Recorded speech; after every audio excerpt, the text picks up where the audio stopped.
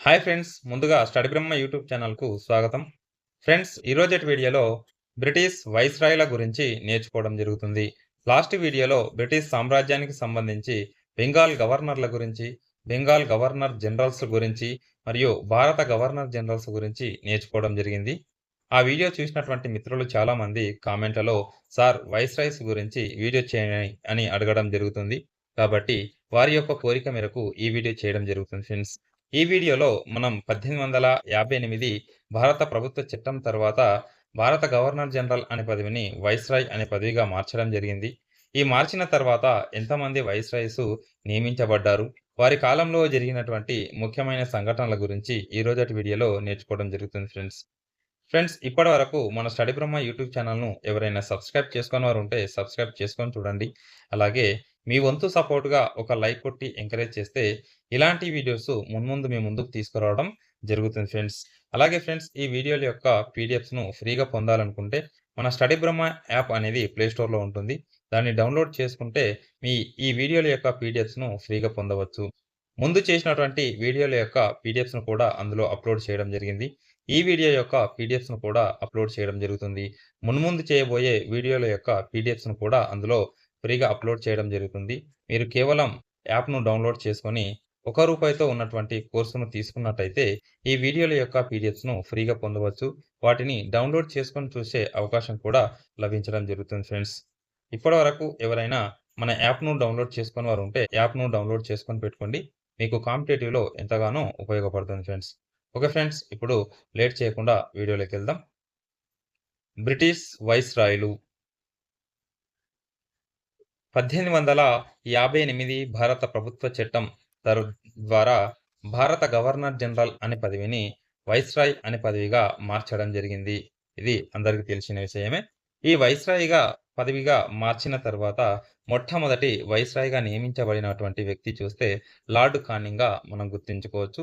ఈయన 1856 నుంచి 1862 సంవత్సరం వరకు పరిపాలించడం జరిగింది.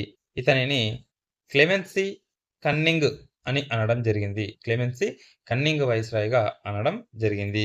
ఈయన భారతదేశం యొక్క మొట్టమొదటి వైస్రాయ్‌గా 1858 చట్టం ద్వారా ఈయన నియమించబడడం జరిగింది. ఈయన చిట్ట చివరి భారత గవర్నర్ జనరల్‌గా కూడా పనిచేయడం జరిగింది. నెక్స్ట్ ఈయన కాలంలో జరిగినటువంటి ముఖ్యమైన సంఘటన గురించి చూస్తే కలకత్తా మరియు ముంబాయి, మద్రాస్ అనే నగరాలలో విశ్వవిద్యాలయాలను ఏర్పాటు చేశాడు 1857 సంవత్సరంలో. ఇతని కాలంలో సిపాయిల తిరుగుబాటు అనేది జరిగింది. 1857 సంవత్సరంలో పెద్ద ఎత్తున సిపాయిల తిరుగుబాటు చెలరేగింది. అలాగే బెంగాల్‌లో నీలిమందు విప్లవం కూడా చెలరేగడం జరిగింది 1859 మరియు 60 సంవత్సరాలలో. దాంతో పాటు ఈయన కాలంలో జరిగినటువంటి ముఖ్యమైన సంఘటనగా చూస్తే భారతీయ శిక్షా స్మృతిని ప్రవేశపెట్టడం జరిగింది. అందులో ఇండియన్ పీనల్ కోడ్ 1860, అలాగే civil procedure code 1859, criminal procedure code 1861ని తీసుకురావడం జరిగింది. దాంతో పాటు ఈయన కాలంలో భారత కౌన్సిల్ చట్టం 1861 ఈయన కాలంలోనే రావడం జరిగింది. దీని ద్వారా తొలిసారిగా పోర్ట్‌ఫోలియో విధానాన్ని ప్రవేశపెట్టడం జరిగింది. ఈ పోర్ట్‌ఫోలియో విధానం తెలియచేసిన విషయం ఏందంటే, నూతన మంత్రివర్గంగా మనం చెప్పవచ్చు. అంటే ఒక శాఖను ఒక మంత్రికి ఇచ్చి, ఒక వ్యక్తికి ఇచ్చి దానిపై పూర్తి స్వేచ్ఛను కల్పించడాన్నే పోర్ట్‌ఫోలియో విధానం అని తెలియచేయడం జరుగుతుంది. దాంతో పాటు కలకత్తా, ముంబై, మద్రాస్ నగరాలలో 3 హైకోర్ట్‌లను ఈయన కాలంలోనే స్థాపించడం జరిగింది. ఎవరి కాలంలో? లార్డ్ కానింగ్ కాలంలో ఇవన్నీ జరిగినటువంటి సంఘటనలు. ఇవి లార్డ్ కానింగ్ కాలంలో జరిగినటువంటి ముఖ్యమైన సంఘటనలు. నెక్స్ట్ రెండవ వైస్రాయ్‌గా చూస్తే లార్డ్ ఎల్జిన్ అనే వ్యక్తి రావడం జరిగింది. ఈయన 1862, 63 సంవత్సరాల మధ్య అంటే ఒక సంవత్సరం మాత్రమే ఈయన పరిపాలించడం జరిగింది. ఈయన కాలంలో ముఖ్యంగా జరిగినటువంటి సంఘటనల్లో వాహాబీ ఉద్యమం అనేది ప్రారంభం కావడం జరిగింది. ఈయన కాలంలో వాహాబీ ఉద్యమం అనేది ప్రారంభం కావడం జరిగింది. ఇతను హిమాచల్ ప్రదేశ్‌లోని ధర్మశాలలో మరణించడం జరిగింది. ఎవరు? లార్డ్ ఎల్జిన్ అనే వైస్రాయి. నెక్స్ట్ మూడవ వైస్రాయిగా చూస్తే మూడవ వైస్రాయిగా చూసినట్టయితే సర్ జాన్ లారెన్స్‌గా మనం చూడవచ్చు. ఈయన 1864 మరియు 69 సంవత్సరాల మధ్య పరిపాలించడం జరిగింది. ఈయన కాలంలో భూటాన్‌తో బ్రిటిష్ వారు యుద్ధం చేశారు 1865 సంవత్సరంలో. దాంతో పాటు ఈయన కాలంలో ఐరోపా ఐరోపాతో భారతదేశానికి తంతి వ్యవస్థను అనుసంధానం చేయడం జరిగింది. అలాగే పంజాబ్ మరియు అవధ్ భూమి నియంత్రణ చట్టం కూడా ఈయన కాలంలోనే 1868 కాలంలో 68 సంవత్సరాల కాలంలో రావడం జరిగింది. అలాగే కరువు కమిషన్‌ను కూడా ఈయన కాలంలో నియమించడం జరిగింది. ఆ కాలంలో చాలా రకాల కరువులు రావడం జరిగింది. కాబట్టి కరువుకు సంబంధించి కరువు కమిషన్‌ను ఏర్పాటు చేయడం జరిగింది. ఈయన స్కాలర్‌షిప్‌లకు రూపకర్తగా ఈయనని మనం గుర్తించుకోవచ్చు. ఎవరు? సర్ జాన్ లారెన్స్‌గా మనం గుర్తించుకుంటే స్కాలర్‌షిప్ విధాన రూపకర్తగా ఈయనని గుర్తించుకోవచ్చు. ఈయన ఎవరు? మూడవ వైస్‌రాయ్. నెక్స్ట్ నాలుగవ వైస్‌రాయ్‌గా చూస్తే లార్డ్ మేయోను చూసినట్టయితే ఈయన 1869 నుంచి 1872 సంవత్సరాల మధ్య పరిపాలించినటువంటి వ్యక్తి లార్డ్ మేయో. ఈయన కాలంలో మొట్టమొదటి జనాభా లెక్కల సేకరణ 1871 సంవత్సరంలో జరిగింది. ఇతని కాలంలోనే జరిగిందని మనం గుర్తుంచుకోవాలి. దీనికోసం భారత గణాంకాల సర్వేను కూడా స్థాపించడం జరిగింది. ఇది ముఖ్యంగా మనం గుర్తుంచుకోవాలి ఫ్రెండ్స్. ఇలాంటివి అడుగుతూ ఉంటారు. నెక్స్ట్ కూలిన వర్గాల కోసం అజ్మీర్ అనే ప్రాంతంలో మేయో ఒక కళాశాలను, అలాగే కదియవార్ అనే ప్రాంతంలో రాజ్‌కోట్ కళాశాలను, ఇలా 2 కళాశాలలను కూలిన వర్గాల కోసం ఈయన స్థాపించడం జరిగింది. ఎవరు? లార్డ్ మేయో అనే వైస్‌రాయి. నెక్స్ట్ 1872 సంవత్సరంలో ఇండియన్ ఎవిడెన్స్ యాక్ట్ అనేది ఈయన కాలంలోనే చేయడం జరిగింది. బ్రిటిష్ యువరాజుగా ఉన్నటువంటి ఎడెన్‌బరో అనే యువరాజు భారతదేశాన్ని పర్యటించాడు. ఎవరి కాలంలో? లార్డ్ మేయో కాలంలో. అలాగే భారతదేశంలో అధికారంలో ఉండగా అధికారంలో ఉండగా షేర్ అలీ అనే ఖైదీ చేతిలో చంపబడినటువంటి ఏకైక వైస్‌రాయ్‌గా ఈ లార్డ్ మేయోని మనం చెప్పవచ్చు. ఈయన 1872 సంవత్సరంలో అండమాన్ నికోబార్ దీవులలో మరణించడం జరిగింది. ఎవరు? లార్డ్ మేయో అనే వైస్‌రాయ్. నాలుగవ వైస్‌రాయ్‌గా ఈయనను గుర్తుంచుకోవాలి. ఈయన కాలంలో జరిగినటువంటి ముఖ్యమైన సంఘటనల గురించి చూస్తే భారత గణాంకాల సర్వేను కూడా స్థాపించడం జరిగింది. ఇండియన్ ఎవిడెన్స్ యాక్ట్ కూడా ఈయన కాలంలోనే రావడం జరిగింది. బ్రిటిష్ యువరాజు ఎడెన్‌బరో కూడా ఈయన కాలంలో పర్యటించాడు. అలాగే ఏకైక వైస్‌రాయ్‌గా ఉన్నప్పుడు చనిపోయినటువంటి వ్యక్తి లార్డ్ మేయో. ఈయన షేర్ అలీ అనే ఖైదీ చేతిలో మరణించడం జరిగింది. నెక్స్ట్ ఐదవ వైస్‌రాయ్‌గా చూస్తే నార్త్ బ్రూక్‌గా గుర్తించుకోవచ్చు. లార్డ్ నార్త్ బ్రూక్‌గా గుర్తుంచుకుంటే ఈయన 1872 నుంచి 1876 మధ్య 4 సంవత్సరాల పాటు పరిపాలించడం జరిగింది. ఈయన కాలంలో జరిగినటువంటి ముఖ్యమైన 2 సంఘటనల గురించి చూస్తే వేల్స్ యువరాజు ఈయన కాలంలో భారతదేశంలో పర్యటించాడు. ఎప్పుడు? 1875 సంవత్సరంలో వేల్స్ యువరాజు భారతదేశంలో పర్యటించడం జరిగింది. అలాగే బెంగాల్ మరియు బీహార్‌లలో కరువు కాటకాలు ఈయన కాలంలో సంభవించడం జరిగింది. ఇక్కడ గమనిస్తే ఫ్రెండ్స్, లార్డ్ మేయో కాలంలో ఎడెన్‌బరో అనే యువరాజు పర్యటించడం జరిగింది. లార్డ్ నార్త్‌బ్రూక్ కాలంలో వేల్స్ అనే యువరాజు పర్యటించడం జరిగింది. వీటిని మనం గుర్తుంచుకోవాలి. నెక్స్ట్ ఆరవ వైస్‌రాయ్‌గా చూస్తే లార్డ్ లిట్టన్‌గా మనం గమనిస్తే ఈయన 1876 నుంచి 1880 మధ్య 4 సంవత్సరాల పాటు పరిపాలించడం జరిగింది. ఇతనికి గల పేర్ల గురించి చూస్తే వివాదాస్పద వైస్‌రాయ్‌గా మనం ఈయనని గుర్తుంచుకోవచ్చు. అలాగే తిరోగామి లక్షణాలు గల వైస్‌రాయ్‌గా మనం చెప్పవచ్చు. ఈ 2 పేర్లతో ఈయనని పిలవడం జరుగుతుంది. క్వెషన్స్‌లో ఇచ్చే వివాదాస్పద వైస్‌రాయ్‌ని గుర్తించండి అని కింద ఆప్షన్‌లలో ఇస్తే లార్డ్ లిట్టన్‌ని మనం పెట్టాలి. నెక్స్ట్ ఈయన కాలంలో జరిగినటువంటి ముఖ్యమైన సంఘటనల గురించి చూస్తే విక్టోరియా మహారాణికి కైజర్ హి హింద్ అనే బిరుదును ప్రదానం చేయడం జరిగింది 1876 సంవత్సరంలో. దాంతో పాటు ప్రాంతీయ భాషా పత్రిక చట్టం 1878లో తీసుకొచ్చాడు. దీనివల్ల ప్రాంతీయ భాషలపై ఆంక్షలు విధించారు. ప్రాంతీయ భాషలపై ఆంక్షలను విధించడం జరిగింది లార్డ్ లిట్టన్ కాలంలో. అలాగే ఈయన సివిల్ సర్వీస్ పరీక్షల యొక్క కనిష్ట వయస్సును 21 సంవత్సరాల నుంచి 19 సంవత్సరాలకు తగ్గించడం జరిగింది లార్డ్ లిట్టన్ కాలంలో. అలాగే ఈయన కాలంలో ఇంకొక సంఘటన చూస్తే క్షామ నివారణ కమిషన్‌ను కూడా ఈయన కాలంలో 1878 సంవత్సరంలో ఏర్పాటు చేయడం జరిగింది. ఇది లార్డ్ లిట్టన్‌కి సంబంధించిన ముఖ్యమైన సమాచారం. ఈయన కాలంలో జరిగినటువంటి సంఘటనలు. నెక్స్ట్ లార్డ్ రిప్పన్ గురించి ఇప్పుడు 7వ వైస్‌రాయ్‌గా వచ్చినటువంటి లార్డ్ రిప్పన్ గురించి చూసినట్టయితే 1880 నుంచి 1884 మధ్య ఈయన పరిపాలించడం జరిగింది. ఈయనని స్థానిక స్వపరిపాలనా పితాగా పిలవడం జరుగుతుంది. మొట్టమొదటి ఫ్యాక్టరీ చట్టం ఈయన కాలంలోనే 1881 సంవత్సరంలో రావడం జరిగింది. అలాగే మొదటి ఖచ్చితమైన జనాభా గణన కూడా 1881 సంవత్సరంలో ఈయన పరిపాలనా కాలంలోనే జనాభా లెక్కలు మొట్టమొదటి ఖచ్చితమైన జనాభా లెక్కలు ఈయన కాలంలో జరిగాయి. అలాగే ప్రాంతీయ భాష పత్రిక చట్టాన్ని ఎత్తివేయడం జరిగింది. ఎప్పుడు 1882 82 సంవత్సరంలో. ఇక్కడ చూసినట్లయితే లార్డ్ లిట్టన్ కాలంలో ప్రాంతీయ భాష ప్రాంతీయ భాష చట్టాన్ని 1878లో ఈయన ఆంక్షలు విధిస్తే, ఆ ప్రాంతీయ భాష పత్రిక చట్టాన్ని ఎత్తివేయడం జరిగింది. ఎవడు? లార్డ్ రిప్పన్ కాలంలో ఎత్తివేయడం జరిగింది. ఈయన 1882 సంవత్సరంలో ఈయన ప్రాంతీయ భాషల యొక్క పత్రిక చట్టాన్ని ఎత్తివేయడం జరిగింది.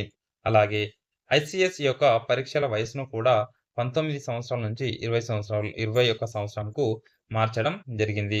ఫ్రెండ్స్, అప్పటి కాలంలో మన భారతీయులు 5 సంవత్సరాల తర్వాతనే స్కూల్‌కి వెళ్ళేవారు.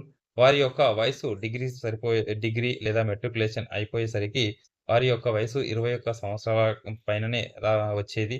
కాబట్టి 21 సంవత్సరాల వయసుని పెట్టాలని, సివిల్ సర్వీస్ యొక్క వయసును 21 సంవత్సరాలు పెట్టాలని భారతీయులు ఉద్యమించడం జరిగింది. కాబట్టి ఈ 19 సంవత్సరాలు ఉన్నటువంటి పరీక్షల యొక్క వయసును 21 సంవత్సరంకు మార్చడం జరిగింది. సివిల్ సర్వీస్ యొక్క పరీక్షల వయసును 19 సంవత్సరాల నుంచి 21 సంవత్సరంకు లార్డ్ రిట్మన్ అనే వ్యక్తి మార్చడం జరిగింది. ఇది ఈయన కాలంలో జరిగింది. అలాగే స్థానిక స్వపరిపాలనా చట్టం అనే చట్టాన్ని 1882 సంవత్సరంలో ఈయన కాలంలోనే తీసుకురావడం జరిగింది. హంటర్ విద్యా కమిటీ కూడా ఈయన కాలంలో 1882 సంవత్సరంలో రావడం జరిగింది. హిల్బర్ట్ బిల్లు ప్రవేశపెట్టడం కూడా వివాదం కూడా 1883 సంవత్సరంలో రావడం జరిగింది. హిల్బర్ట్ బిల్లు అనేది ముఖ్యంగా మనం గుర్తుంచుకోవాలి ఫ్రెండ్స్.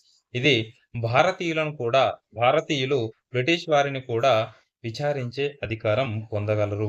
ఈ హిల్బర్ట్ బిల్లు వల్ల భారతీయ న్యాయవాదులు బ్రిటిష్ వారిని కూడా విచారించే అధికారాన్ని పొందడమే హిల్బర్ట్ బిల్లు యొక్క ప్రధాన ఉద్దేశ్యం. ఇది లార్డ్ రిప్పన్ కాలంలో జరిగినటువంటి ముఖ్యమైన సంఘటనలు. ఈయననేమంటారు? స్థానిక స్వపరిపాలన పితగా పిలవడం జరుగుతుంది. ఈయన కాలంలో మొట్టమొదటి ఫ్యాక్టరీ చట్టం, అలాగే ఖచ్చితమైన జనాభా లెక్కలు కూడా ఈయన కాలంలోనే జరిగాయి. ప్రాంతీయ భాషలపైన నియమించినటువంటి పత్రిక చట్టాన్ని ఎత్తివేయడం జరిగింది. అలాగే ఐసీఎస్ యొక్క వయస్సును 19 సంవత్సరాల నుంచి 21 సంవత్సరంకు పెంచడం జరిగింది. హంటర్ కమిటీని గాని, హిల్బర్ట్ బిల్లు గాని ఈయన కాలంలో వచ్చినటువంటి ముఖ్యమైన సంఘటనలు. నెక్స్ట్ 8వ వైస్‌రాయ్‌గా చూస్తే లార్డ్ డఫ్రిన్‌గా చూడవచ్చు.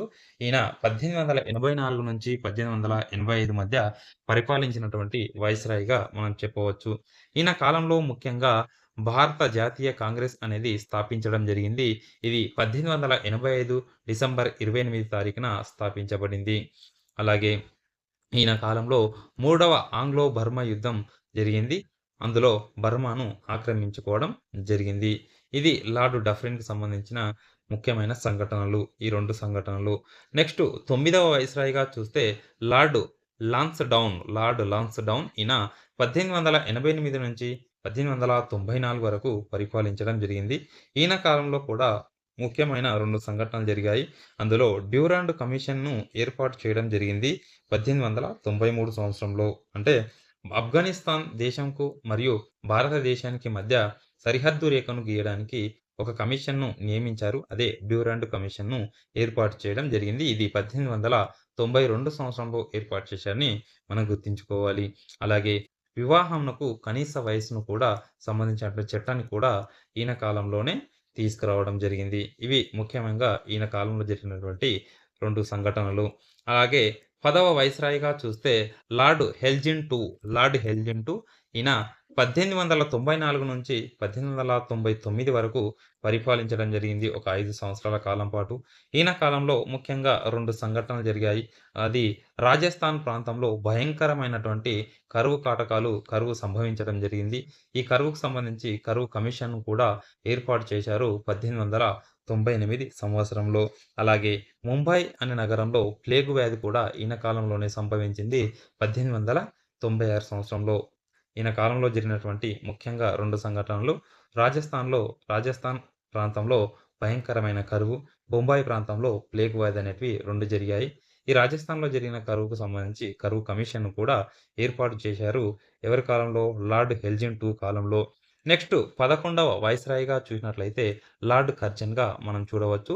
ఈయన 1899 నుంచి 1905 మధ్య పరిపాలించడం జరిగింది.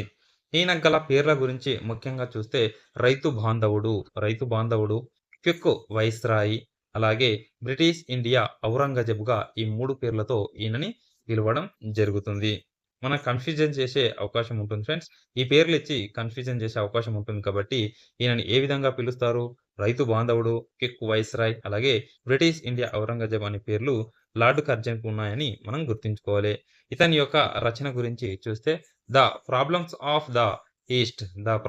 ద ఈస్ట్' అనేది ఈయన రాసినటువంటి ఒక రచన.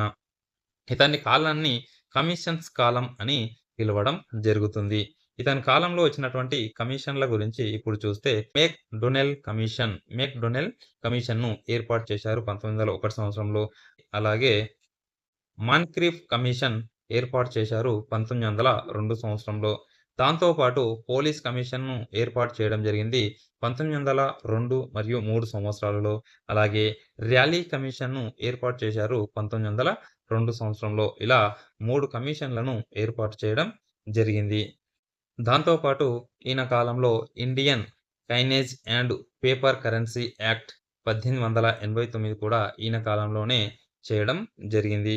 అలాగే రైల్వేల నిర్వహణ కోసం ఈయన ముగ్గురు సభ్యులతో రైల్వే బోర్డును ఏర్పాటు చేయడం జరిగింది. భారత పురావస్తు సంపద పరిరక్షణ చట్టాన్ని 1904 సంవత్సరంలో చేశారు. ఈయన కాలంలో జరిగిన ముఖ్యమైన సంఘటన బెంగాల్ విభజనగా మనం గుర్తుంచుకోవాలి. ఇది 1905 సంవత్సరంలో రావడం జరిగింది. ఎవరు? లార్డ్ కర్జన్ కాలంలో ముఖ్యంగా జరిగిన సంఘటనల గురించి చూస్తే ఈయనని రైతు బాంధవుడు, quick viceroy, British India Aurangzeb అని 3 పేర్లతో పిలవడం జరుగుతుంది. ఈయన రచన 'the problems of the east' అనే రచన. ఈయన కాలాన్ని కమిషన్స్ కాలం అని పిలవడం జరుగుతుంది. ఈయన కాలంలో జరిగినటువంటి కమిషన్స్ 4 ఇలా ఉన్నాయి. అలాగే ఈయన కాలంలో రైల్వే బోర్డు ఏర్పాటు చేయడం జరిగింది. ఈయన కాలంలోనే పురావస్తు సంపద పరిరక్షణ చట్టం కూడా వచ్చింది. బెంగాల్ విభజన కూడా ఈయన కాలంలో వచ్చినటువంటి సంఘటన. ఇవి లార్డ్ కర్జన్ కాలంలో ఉన్నటువంటి ముఖ్యమైన సంఘటనలు. నెక్స్ట్ 12వ వైస్రాయ్‌గా చూస్తే లార్డ్ మింటో IIగా మనం చూడవచ్చు. ఈయన కాలాన్ని 1905 మరియు 1910 మధ్య ఈయన పరిపాలించడం జరిగింది. ఈయనకు గల పేర్లను చూసినట్టయితే ఇతన్ని మెజిషియన్ ఆఫ్ వైస్రాయ్ అని పిలవడం జరుగుతుంది. అలాగే policy of divide and rule అనే పేర్లతో పిలవడం జరుగుతుంది. మూడవ పేరుగా ఫాదర్ ఆఫ్ కమ్యూనల్ కాన్స్టిట్యూషన్ అనే పేర్లతో 3 పేర్లతో ఈయనని పిలవడం జరుగుతుంది. ఈయన కాలంలో వచ్చినటువంటి ఉద్యమాలు, పార్టీలు వాటి గురించి చూస్తే ఈయన కాలంలో స్వదేశీ ఉద్యమం అనేది 1905 సంవత్సరంలో రావడం జరిగింది. బెంగాల్ విభజనకు వ్యతిరేకంగా వచ్చినటువంటి ఉద్యమమే స్వదేశీ ఉద్యమం. ఇది 1905 సంవత్సరంలో ఎవరి కాలంలో? లార్డ్ మింటో II కాలంలో స్వదేశీ ఉద్యమం సంభవించడం జరిగింది. ఈయన కాలంలోనే ముస్లిం లీగ్ అనే పార్టీ స్థాపించడం జరిగింది 1905 సంవత్సరంలో. అలాగే కాంగ్రెస్‌లో చీలిక కూడా ఈయన కాలంలోనే రావడం జరిగింది. సూరత్ సమావేశంలో 1907 సంవత్సరంలో అతివాదులు, మితవాదులు విడిపోవడం జరిగింది. దాంతో పాటు 1908 సంవత్సరంలో న్యూస్ పేపర్ల యొక్క చట్టాన్ని కూడా తీసుకురావడం జరిగింది. మింటో మార్లే సంస్కరణలు కూడా 1909 సంవత్సరంలో రావడం జరిగాయి. అహ్మదాబాద్ బాంబు కేసు కూడా 1909లో ఈయన కాలంలో జరిగినటువంటి సంఘటన. ఈయన కాలంలో ముఖ్యంగా జరిగినటువంటి సంఘటనలు చూసినట్లయితే ఈయన కాలంలో స్వదేశీ ఉద్యమం అనేది చెలరేగింది. ముస్లిం లీగ్ పార్టీ స్థాపించబడింది. కాంగ్రెస్ పార్టీలో చీలిక రావడం జరిగింది. అలాగే మింటో మార్లే సంస్కరణలు, అహ్మదాబాద్ బాంబు కేసు, ఎవరి కాలంలో? లార్డ్ మింటో II కాలంలో సంభవించినటువంటి ముఖ్యమైన సంఘటనలు. వీటిని ఎక్కువగా గుర్తుంచుకోవాలి. నెక్స్ట్ 13వ వైస్రాయ్‌గా చూస్తే లార్డ్ హర్డింజ్ IIగా మనం గుర్తుంచుకోవచ్చు. ఈయన కాలాన్ని చూస్తే 1910 నుంచి 1916 వరకు పరిపాలించడం జరిగింది. ఈయన కాలంలో హైదరాబాద్ జార్జ్ అనే రాజు పర్యటించడం జరిగింది. భారతదేశాన్ని పర్యటించినటువంటి వ్యక్తి హైదరాబాద్ జార్జిగా మనం గుర్తుంచుకోవచ్చు. ఈ రాజు యొక్క గౌరవార్థం ఢిల్లీలో ఒక దర్బార్‌ను నిర్వహించడం జరిగింది 1911 సంవత్సరంలో. అయితే బెంగాల్ విభజన అనేది రద్దు చేశారు. ఎవరి కాలంలో? లార్డ్ హర్డింజ్ II కాలంలో 1911 సంవత్సరంలో బెంగాల్ విభజన అనేది రద్దు కావడం జరిగింది. బెంగాల్ విభజన ఎవరి కాలంలో జరిగింది అంటే లార్డ్ కర్జన్ కాలంలో 1905లో బెంగాల్ విభజన 1905లో ఇక్కడ చూస్తే జరిగింది. ఈ బెంగాల్ విభజన అనేది రద్దు కావడం జరిగింది లార్డ్ హర్డింజ్ II కాలంలో. లార్డ్ హర్డింజ్ II కాలంలో బెంగాల్ విభజన రద్దు కావడం జరిగింది. అలాగే ఇదే 1911 సంవత్సరంలో ఢిల్లీ అంటే కలకత్తా నుంచి ఢిల్లీకి రాజధానిని మార్చడం జరిగింది 1911 సంవత్సరంలో. అలాగే దాంతో పాటు బీహార్ మరియు ఒరిస్సా అనే రాష్ట్రాలు కూడా ఏర్పాటు కావడం జరిగింది 1911 సంవత్సరంలో. ఈ 1911 సంవత్సరంకు చాలా ప్రత్యేకతలున్నాయి. ఈ 1911లోనే హైదరాబాద్ జార్జి అనే యువరాజు ఈ భారతదేశాన్ని పర్యటించాడు. బెంగాల్ విభజన అనేది రద్దు కావడం జరిగింది. కలకత్తా నుంచి ఢిల్లీకి రాజధానిని మార్చడం జరిగింది. ఈ 1911 సంవత్సరంలో బీహార్ మరియు ఒరిస్సా రాష్ట్రాలు కూడా ఏర్పాటు కావడం జరిగింది. నెక్స్ట్ గదర్ పార్టీని అమెరికాలోని శాన్ ఫ్రాన్సిస్కోలో లాలా హర్దయాల్ నేతృత్వంలో గదర్ పార్టీ 1913 సంవత్సరంలో ఏర్పాటు కావడం జరిగింది. అది కూడా లార్డ్ హర్డింజ్ II కాలంలోనే ఏర్పాటు కావడం జరిగింది. ఈయన కాలంలో కోమగటమారు కోమగటమారు ఉదంతం 1914 సంవత్సరంలో జరిగింది. ఇది భారతీయులు కెనడాకు పోయినటువంటి వలసకు వెళ్ళినటువంటి భారతీయులను తిరిగి వచ్చినప్పుడు వాళ్ళపై జరిగినటువంటి కాల్పులనే కోమగటమారు సంఘటన అని చెప్పడం జరుగుతుంది. ఇది కూడా ఈయన కాలంలోనే జరిగింది. ఈయన కాలంలో 1915 సంవత్సరంలో గోఖలే మృతి చెందడం జరిగింది. దాంతో పాటు హిందూ మహాసభల ఏర్పాటు కూడా ఈయన కాలంలో 1915 హరిద్వార్‌లో ఈ సభలు ఏర్పాటు కావడం జరిగింది. లార్డ్ హర్డింజ్ II కాలంలో. దాంతో పాటు ఈయనకు సంబంధించి ఈయన ఒక ఊరేగింపులో అంటే ఢిల్లీకి రాజధానిని మార్చిన కారణంగా లార్డ్ హర్డింజ్ అనే వ్యక్తి ఏనుగుపై ఊరేగింపు చేస్తున్న సమయంలో బాంబు దాడి ఈయనపై చేయడం జరిగింది. కాబట్టి హర్డింజ్ II బాంబు కేసు కూడా ఈయన కాలంలో రావడం జరిగింది. ఇది 1912 డిసెంబర్ 23 తారీఖున లార్డ్ హర్డింజ్‌పై ఒక వ్యక్తి బాంబు వేయడం జరిగింది. నెక్స్ట్ బెనారస్ హిందూ విశ్వవిద్యాలయాన్ని కూడా 1916 సంవత్సరంలో ఈయన కాలంలో స్థాపించడం జరిగింది. ఈయనకు సంబంధించి లార్డ్ హర్డింజ్ రాసినటువంటి ముఖ్యమైన ఒక గ్రంథాన్ని చూస్తే మై ఇండియన్ ఇయర్స్ అనే గ్రంథాన్ని రాయడం జరిగింది లార్డ్ హర్డింజ్ II అనే వ్యక్తి. నెక్స్ట్ 14వ వైస్రాయ్‌గా చూస్తే లార్డ్ చెమ్స్‌ఫర్డ్ అనే వ్యక్తి రావడం జరిగింది. 1916 నుంచి 1921 మధ్య పరిపాలించినటువంటి వ్యక్తి లార్డ్ చెమ్స్‌ఫర్డ్. ఈయన కాలంలో వచ్చినటువంటి ముఖ్యమైన సంఘటనల గురించి చూసినట్లయితే మహిళా విశ్వవిద్యాలయాన్ని పూనా నగరంలో స్థాపించారు 1916 సంవత్సరంలో. దాంతో పాటు పంజాబ్‌లో జరిగినటువంటి పంజాబ్‌లో జలియన్ వాలాబాగ్‌లో జరిగినటువంటి దురంతాలపై హంటర్ కమిటీని నియమించడం జరిగింది. ఈ లార్డ్ చెమ్స్‌ఫర్డ్ యొక్క కాలంలోనే. అలాగే ఈయన కాలంలో 1916 సంవత్సరంలో హోమ్ రూల్ లీగ్ కూడా స్థాపించారు. దీన్ని తిలక్ మరియు హనీబీసెంట్లు కొనసాగించడం జరిగింది. అలాగే రౌలత్ కమిటీ కూడా ఈయన కాలంలో నివేదికను సమర్పించడం జరిగింది. భారత ప్రభుత్వ చట్టం 1919 ఈయన కాలంలో వచ్చినటువంటి ముఖ్యమైన చట్టం. అలాగే ఖిలాఫత్ ఉద్యమం కూడా ఈయన కాలంలో చెలరేగింది. ఇది ఖలీఫాకు వ్యతిరేకంగా వచ్చినటువంటి దానికి చేసినటువంటి ఉద్యమమే ఖిలాఫత్ ఉద్యమం. అలాగే జలియన్ వాలాబాగ్ మరణకాండ 1919లో ఈయన కాలంలోనే జరిగింది. ఎవరు?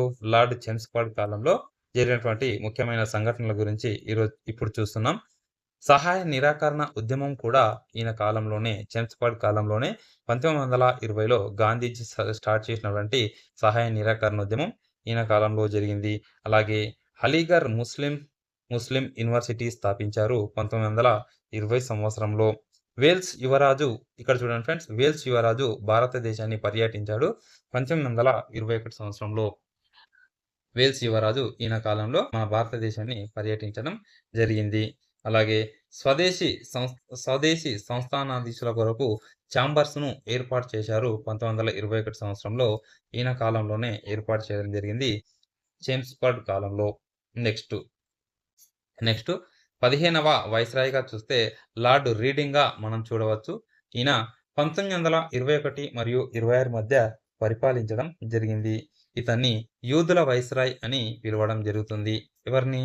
లార్డ్ రీడింగ్ అనే వ్యక్తిని యూదుల వైస్రాయ్ అని అనడం జరుగుతుంది. ఇతని కాలంలో జరిగినటువంటి ముఖ్యమైన సంఘటనల గురించి చూస్తే, సాధారణ బడ్జెట్ నుంచి రైల్వే బడ్జెట్‌ను 1921 సంవత్సరంలో వేరు చేయడం జరిగింది. ఈ లార్డ్ రీడింగ్ కాలంలోనే. అలాగే మోప్లాల తిరుగుబాటు కూడా ఈయన కాలంలోనే చెలరేగింది.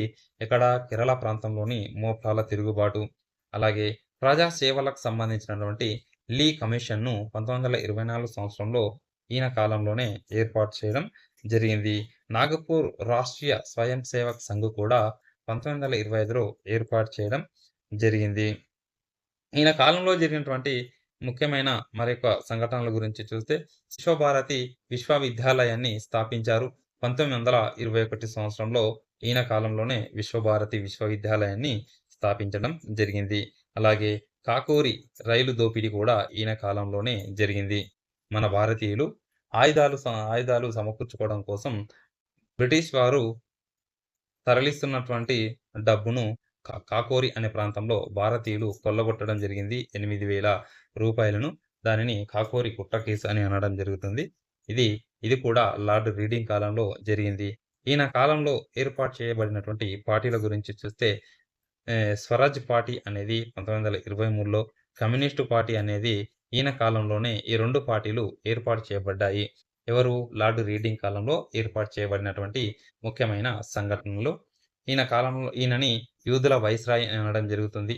ఈయన కాలంలో రైల్వే బడ్జెట్‌ను సాధారణ బడ్జెట్ నుంచి వేరు చేశారు 1921లో. మోప్ల తిరుగుబాటు సంభవించింది. లీ కమిషన్ కూడా ఏర్పాటు చేయడం జరిగింది. అలాగే నాగ్పూర్‌లో స్వయం సేవక్ సంఘ్ కూడా ఏర్పాటు చేశారు. విశ్వభారతి విశ్వవిద్యాలయాన్ని, కాకోరి కుట్ర కేసు, అలాగే స్వరాజ్ పార్టీ, కమ్యూనిస్టు పార్టీలు కూడా ఈయన కాలంలో ఏర్పాటు చేయడం జరిగింది. నెక్స్ట్ 16వ వైస్రాయ్‌గా చూస్తే లార్డ్ ఇర్విన్‌గా చూడవచ్చు. ఈయన 1926 నుంచి 31 మధ్య పరిపాలించడం జరిగింది.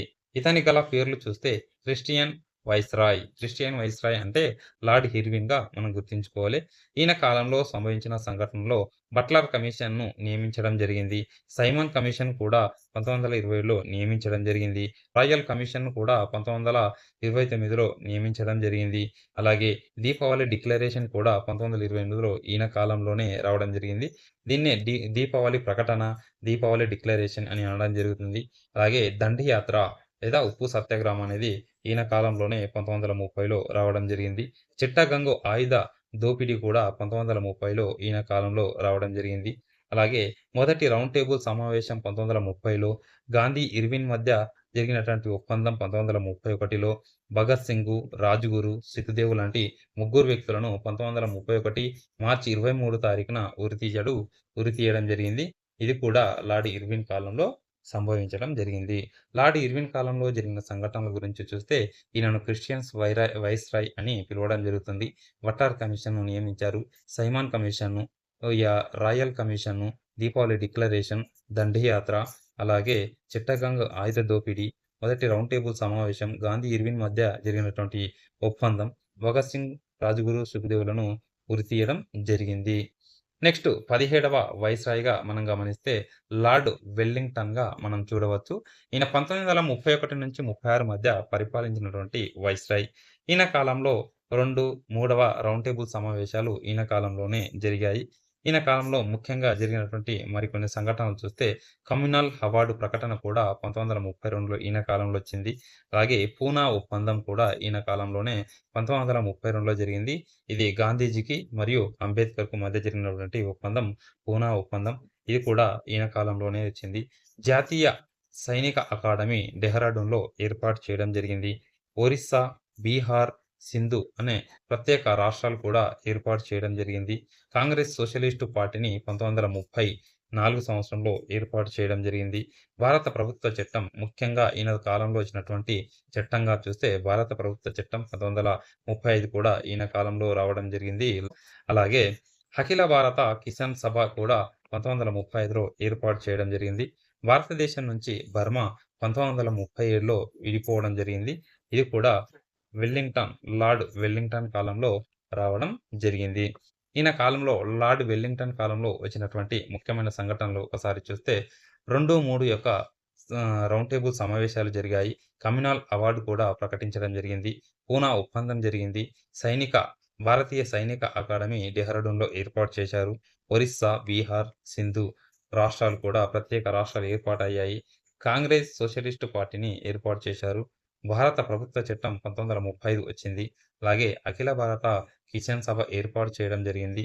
భారతదేశం నుంచి బర్మా దేశం అనేది 1937 సంవత్సరంలో విడిపోవడం జరిగింది.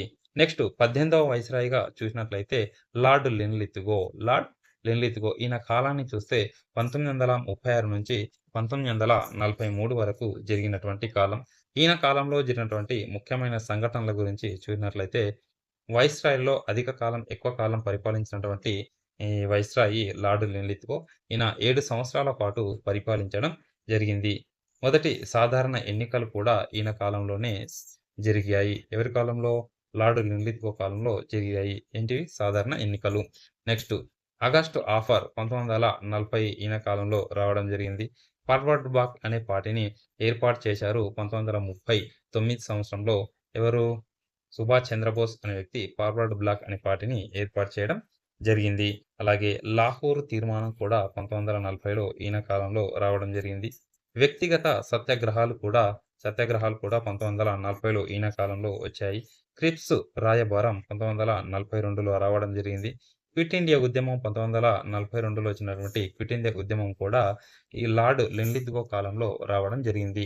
ఈయన కాలంలో వచ్చినటువంటి ముఖ్యమైన సంఘటనలని మరొకసారి చూసినట్లయితే ఈ వైస్రాయి 7 సంవత్సరాల పాటు ఎక్కువ కాలం పాటు పరిపాలించినటువంటి viceroy lord Linlithgow.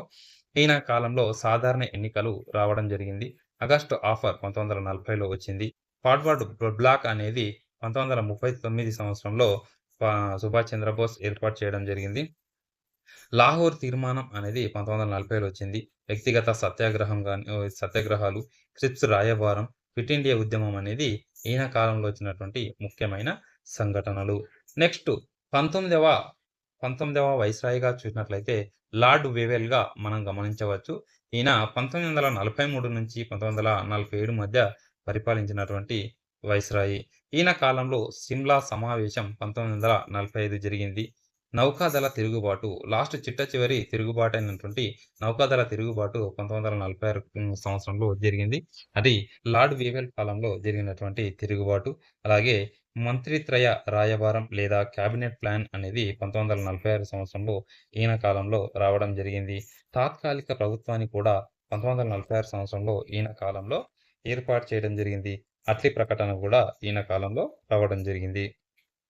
Lord Wavell కాలంలో వచ్చినటువంటి ముఖ్యమైన సంఘటనలు ఈ 5 సంఘటనల గురించి చూస్తే సిమ్లా సమావేశం 1945, నౌకాదళ తిరుగుబాటు 1946, అలాగే మంత్రిత్రయ రాయబారం లేదా క్యాబినెట్ ప్లాన్ 1946, అలాగే తాత్కాలిక ప్రభుత్వాన్ని ఈయన కాలంలో ఏర్పాటు చేశారు.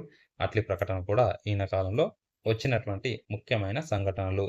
నెక్స్ట్ 20వ వైస్రాయ్‌గా చూసినట్లయితే లార్డ్ మౌంట్ బాటన్. ఈయన బ్రిటిష్ వైస్రాయ్‌లలో చిట్టచివరి వైస్రాయ్‌గా మనం గుర్తుంచుకోవచ్చు. లార్డ్ మౌంట్ బాటన్ స్వతంత్ర భారతదేశ మొదటి గవర్నర్ జనరల్‌గా మనం చెప్పవచ్చు. లార్డ్ మౌంట్ బాటన్ ప్రణాళిక అనేది జూన్ 1947 సంవత్సరంలో రావడం జరిగింది. జూన్ 1947 సంవత్సరంలో వచ్చింది. ఈయన కాలంలో ముఖ్యంగా జరిగిన ఇంకా 2 సంఘటనలు చూస్తే బ్రిటిష్ ప్రభుత్వంచే అధికార బదలాయింపు ప్రకటన అనేది ఈయన కాలంలో వచ్చింది. అలాగే జూలై 1న దేశ విభజన పథకానికి బ్రిటిష్ పార్లమెంటు ఆమోదం తెలపడం జరిగింది. ఎప్పుడు 1947 జూలై 1 తారీఖున దేశ విభజన చేయడానికి బ్రిటిష్ పార్లమెంట్ అనేది ఆమోదం తెలపడం జరిగింది. కాబట్టి ఆగస్టు 14 తారీఖున పాకిస్తాన్ అనే దేశం, ఆగస్టు 15 తారీఖున భారతదేశం అనే దేశం 2 దేశాలుగా భారతదేశం అనేది విడిపోవడం జరిగింది. ఇది లార్డ్ మౌంట్ బాటన్ కాలంలో వచ్చినటువంటి ముఖ్యమైన సంఘటనలు. వాటిని చూస్తే స్వతంత్ర భారతదేశం యొక్క మొట్టమొదటి గవర్నర్ జనరల్ ఈయన. ఈయన ప్రణాళిక మౌంట్ బాటన్ యొక్క ప్రణాళిక రావడం జరిగింది 3 తారీఖు జూన్ 1947 సంవత్సరంలో. అలాగే బ్రిటిష్ ప్రభుత్వంచే అధికారాల బదలాయింపు ఈయన కాలంలోనే ప్రకటించడం జరిగింది. అలాగే జూలై 1న 1947 జూలై 1న దేశ విభజన గురించి బ్రిటిష్ పార్లమెంటులో ఆమోదం పొందింది. ఆమోదం పొందిన కారణంగా ఆగస్టు 14లో పాకిస్తాను, ఆగస్టు 15న భారతదేశం అనే దేశాలు విడిపోవడం జరిగింది. లాస్ట్ చిట్ట చివరిగా చూసినట్లయితే 21వ వైస్రాయ్ లేదా భారత గవర్నర్ జనరల్‌గా చూస్తే చక్రవర్తుల రాజగోపాలాచారిగా మనం చూడవచ్చు. ఈయన 1948 నుంచి 50 మధ్య ఈయన పరిపాలించడం జరిగింది.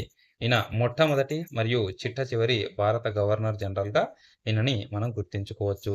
ఇక్కడ మనం గమనించినట్టయితే బెంగాల్ గవర్నర్‌ల నుంచి వైస్రాయ్‌ల వరకు ఉన్నటువంటి అధికారుల గురించి ఇక్కడ చూస్తున్నాం ఫ్రెండ్స్. ఇక్కడ అధికారులు మరియు మొట్టమొదటి అధికారులు, చిట్ట చివరి అధికారుల గురించి చూడవచ్చు. బెంగాల్ గవర్నర్‌గా మొట్టమొదటిసారిగా నియమించబడినటువంటి వ్యక్తి డ్రేక్‌గా మనం చూడవచ్చు. ఈయన చిట్ట చివరి బెంగాల్ గవర్నర్‌గా వారన్ హేస్టింగ్‌గా మనం చూడవచ్చు. నెక్స్ట్ ఈ పదవిని బెంగాల్ గవర్నర్ జనరల్‌గా మార్చడం జరిగింది. మార్చిన తర్వాత చిట్ట చివరి బెంగాల్ గవర్నర్ అనే వ్యక్తి వారన్ హేస్టింగ్ అనే వ్యక్తి బెంగాల్ గవర్నర్ జనరల్‌గా మారిపోవడం జరిగింది. ఈయన మొట్టమొదటి బెంగాల్ గవర్నర్ జనరల్. అలాగే చిట్ట చివరి బెంగాల్ గవర్నర్ జనరల్‌గా విలియం బెంటింగ్ ఉండడం జరిగింది. నెక్స్ట్ ఈ పదవిని భారత గవర్నర్ జనరల్‌గా మార్చడం జరిగింది. మార్చిన తర్వాత చిట్ట చివరి బెంగాల్ గవర్నర్ జనరల్‌గా ఉన్నటువంటి విలియం బెంటింగ్ అనే వ్యక్తి భారత గవర్నర్ జనరల్‌గా మొట్టమొదటి భారత గవర్నర్ జనరల్‌గా నియమించబడడం జరిగింది. చిట్ట చివరి భారత గవర్నర్ జనరల్‌గా ఉన్నటువంటి వ్యక్తి చూస్తే లార్డ్ కానింగ్‌గా మనం చెప్పవచ్చు. ఈ పదవిని 1958 సంవత్సరంలో మళ్ళీ వైస్రాయ్‌గా పదవులుగా మార్చడం జరిగింది.